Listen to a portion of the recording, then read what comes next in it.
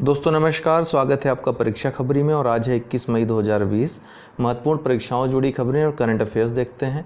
कल लोक सेवा आयोग उत्तर प्रदेश में एक मीटिंग थी और ये मीटिंग इस परिप्रेक्ष्य में थी कि यूपीएससी यदि परीक्षाओं जुड़ा कोई निर्णय लेता है तो हम भी कुछ निर्णय उस परिप्रेक्ष्य में ले सकते हैं। लेकिन यूपीएससी द्वारा कोई भी पॉजिटिव कुछ न आने से, क्योंकि यूपीएससी ने भी लगभग अभी तक अनिश्चित ही है कि एग्ज़ाम कराएगा, कब कराएगा, सब कुछ, तो यूपी पीसीएस भी उसी ढर्रे पे चलेगा। अब सरकार के निर्देश आने तक कोई भी परीक्षा तिथि आयोग खुद घोषित नहीं करेगा, पहली बात है। और रिजल्ट आने की बात है, रिजल्ट में थोड़ा समय लगेगा जब तक कि सरकार की तरफ से निर्देश नहीं आता कि साक्षात्कार आप ले सकते हैं, तब तक। यहाँ पे कल बात हुई और यह डिसीजन लिया गया कि अब थोड़ा सा और इंतज़ार किया जाएगा परीक्षा के आपके जो है 2018 मुख्य परीक्षा का रिजल्ट घोषित करने के लिए। यूपी SSSC में भी चेयरमैन साहब बैठ नहीं रहे हैं, इसलिए वहाँ से कोई न्यूज़ इस तरह की आ नहीं रही है।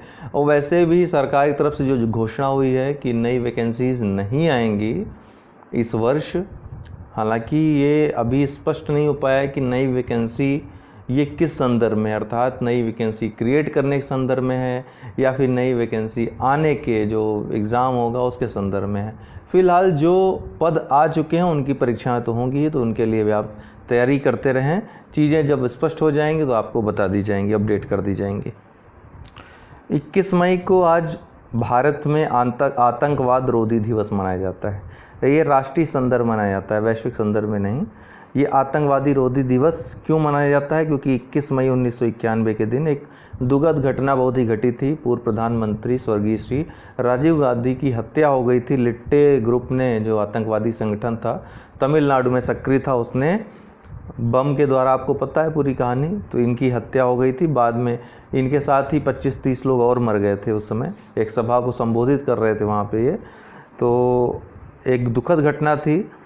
इसी के चलते 21 मई 1991 को जो घटना हुई थी, इसके बाद ही घोषित कर दिया गया था 21 मई को आतंकवादी रोधी दिवस मनाया जाएगा। भारत वह उन देशों में से है जो आतंकवाद की चपेट में, आतंकवाद से बहुत ज़्यादा जख्म भारत जैसे देशों को मिले हैं। तो भारत हमेशा पहले, जब आतंकवाद कुछ ही जगहों पर केंद्रित था, भारत जैसे देशों में ही अपने पैर पसारा था, तो भारत ने पूरे विश्व में आवाज़ उठाई थी, लेकिन कोई सुनने को तैयार नहीं था। लेकिन जब अमेरिका में हमला हुआ 2001 में, ठीक है, जब उसामा बिन लादेन ने हमला किया वहाँ पे, उसके बाद से स्थितियाँ बदल गईं और तब वैश्विक मंच मिला और विश्व के जो तमाम बड़े देश थे, जब उनका जो है नुकसान होना शुरू हुआ इससे, तब वो आतंकवाद के विरोध में आए। लेकिन वो भी सेलेक्टिव आतंकवाद, मतलब सेलेक्टिव, जो उनके हित में काम करे वो आतंकवाद सही, जो उनके हित के विरुद्ध हो वो आतंकवाद गलत। तो ऐसी काफ़ी चीज़ें आतंकवाद में डिस्कशन करने के लिए एक लंबी राजनीति है। उसमें कई ऐसे आतंकवादी ग्रुप्स हैं जिनको अमेरिका ने ही खड़ा किया, बाद में अमेरिका के ही सिरदर्द बन गए वो, जिससे ISIS हो गया आपका। फंडिंग वगैरह सब अमेरिका द्वारा और यूरोपीय कंट्रीज़ कुछ हैं उनके द्वारा ही हुई हैं हमेशा से, और इसीलिए आतंकवाद इतना मजबूत हो सका है। आतंकवाद एक भस्मासुर है, अर्थात भगवान शिव ने आशीर्वाद तो दे दिया उसको कि सिर में अपने जिसके रखोगे वो भस्म हो जाएगा, तो वो भगवान शिव को ही दौड़ा लेता है उनके सिर पे हाथ रखने के लिए। तो वही चीज़ है, आतंकवाद एक भस्मासुर है। तो आतंकवाद के विरुद्ध लोगों को जागरूक करने के लिए, आतंकवाद के प्रति लोगों में एक भावना, एक जो नफ़रत की भावना है वो भरने के लिए, आतंकवादी जो संगठन हैं उनसे दूरी बनाए रखने के लिए, ऐसी कोई भी सूचना अगर मिले आतंकवादी संबंधित तो उसको समय से देने के लिए ये अभियान इस दिन भारत सरकार द्वारा चलाया जाता है देश भर में। हालांकि अभी कोविड-19 है तो इस तरह का कोई आयोजन संभव नहीं है इस समय, लेकिन आतंकवादी रोधी दिवस भारत के संदर्भ में बहुत महत्वपूर्ण है, अब तो वैश्विक संदर्भ में भी। तो प्रमुख आतंकवादी संगठन और प्रभावित तो जो स्रोत हैं जहां ये कार्य करते हैं वे देश हैं। टॉप 10 के नाम हमने लिखे हैं, इनको आप तैयार कर लीजिएगा। कभी ऑप्शन आपका जो है वैकल्पिक प्रश्न में आ सकता है, या फिर आपको कभी लिखना हुआ निबंध या मुख्य परीक्षा में, तो आप इसको मेंशन कर सकते हैं। जैसे ISIS है, Islamic state in Syria and Iraq, ये यूरोप, इराक, सीरिया, तुर्की और कुछ समय पहले बांग्लादेश में भी हमला कर चुका है। अलकायदा, ये आप जानते हैं इसके बारे में, लादेन द्वारा खड़ा किया गया। सबसे ज़्यादा शिक्षित इंजीनियर, वैज्ञानिक सब इसमें शामिल थे, महिला और पुरुष। तो ये अपने तरह का अलग संगठन था, इसी ने अमेरिका में हमला किया था और 2011 में एबटाबाद में लादेन को ख़त्म कर दिया था, पाकिस्तान के एबटाबाद में अमेरिका ने। उसके बाद से अमेरिका दावा करता है कि अब संगठन का अस्तित्व नहीं रह गया, हालांकि छुटपुट घटनाएं इस संगठन के द्वारा अंजाम दी जाती रही हैं। तालिबान की बात करें तो 1994 में मुल्ला मोहम्मद उमर ने इसकी स्थापना की थी। अफ़गानिस्तान में कार्य करता है सक्रिय और अफ़गानिस्तान पर एक कब्जा करना चाहता है, उस पर राज करना चाहता है। बोको हराम ये नाइजीरिया का है। Afghanistan, Pakistan, Iraq, Syria, Nigeria, इन सब जगहों पे ये सक्रिय रहा है, यहाँ पर हमले करता रहा है। बोको हराम कहाँ का? नाइजीरिया का है। लश्कर तैयबा ये भारत और पाकिस्तान में सक्रिय है। भारत पे जो आतंकवादी हमला हुआ था, मुंबई आतंकवादी हमला, उसमें इसी का हाथ था, ठीक है। अल शाबान 2006, इसने केन्या बहुत बड़ा हमला किया था कुछ 2015 में, इसलिए ये चर्चा में आया था। सोमालिया के आतंकवादी गुट है अल शाबान। तहरीक तालिबान पाकिस्तान, ये पाकिस्तान की सरकार को ख़त्म करना चाहता है। बच्चों को कुछ समय पहले उसने एक स्कूल में बच्चों की हत्या में इसी का हाथ रहा था, यही संगठन था। पाकिस्तान और अफ़गानिस्तान इससे प्रभावित हैं। Revolutionary armed forces of Colombia, ये लैटिन अमेरिका में फैला हुआ आतंकवादी समूह है, लेनिन को फॉलो करता है ये, ठीक है। अबू सय्याफ ये फिलीपींस में सक्रिय है। मुख्यतः ये लूटपाट, डकैती आदि के लिए जाना जाता है। अबू सय्याफ हत्या भी करता है लूटपाट के चक्कर में। जेमा इस्लामिया ये अलकायदा का एक भाग है, जो अलकायदा है उसी का एक भाग माना जाता है जेमा इस्लामिया को। दक्षिण पूर्वी एशिया में ये फैला हुआ है। तो इतने महत्वपूर्ण आतंकवादी संगठन हैं जो आप मेंशन कर सकते हैं, कहीं भी फिट कर सकते हैं। गोविंद राजुलू चिंटाला, ये नाम याद रखिएगा, नाबार्ड के नए अध्यक्ष बनाए गए हैं। नाबार्ड के बारे में हमने आपको एक बार बताया था कि नाबार्ड उन 4 महत्वपूर्ण शीर्ष संस्थानों में आता है, वित्तीय संगठनों में आता है, जिनका कि विनियमन रिजर्व बैंक ऑफ इंडिया करता है। नाबार्ड के अलावा कौन है? 3। नाबार्ड के अलावा आयात निर्यात बैंक, एग्जिम बैंक जो है, जिसकी स्थापना जनवरी 1982 में हुई थी, मुख्यालय मुंबई में है। राष्ट्रीय आवास बैंक है, जिसकी स्थापना 9 जुलाई 1988 को हुई थी, नई दिल्ली में उसका हेडक्वार्टर है। और सिडबी सूक्ष्म लघु उद्योग विकास बैंक जो है, जो कि लखनऊ में स्थित है, 2 अप्रैल 1990 को स्थापना हुई थी। और अपना नाबार्ड, जिसके बारे में अभी चर्चा कर रहे हैं, शिवरामन कमेटी की सिफारिश पर इसकी स्थापना की गई थी। इसका फुल फॉर्म है national bank for agriculture and rural development, राष्ट्रीय कृषि व ग्रामीण विकास बैंक। कृषि व ग्रामीण विकास हेतु श्रेष्ठ जो शीर्ष वित्तीय संस्था है ये है। 12 जुलाई 1982 को इसकी स्थापना हुई थी। हेडक्वार्टर इसका मुंबई में है नाबार्ड का। तो नाबार्ड के नए अध्यक्ष कौन बने? गोविंद राजुलू चिंटाला। चीन की बात करें तो चीन विश्व स्वास्थ्य संगठन WHO को $2 बिलियन की मदद देगा, ऐसी चीन ने घोषणा की है।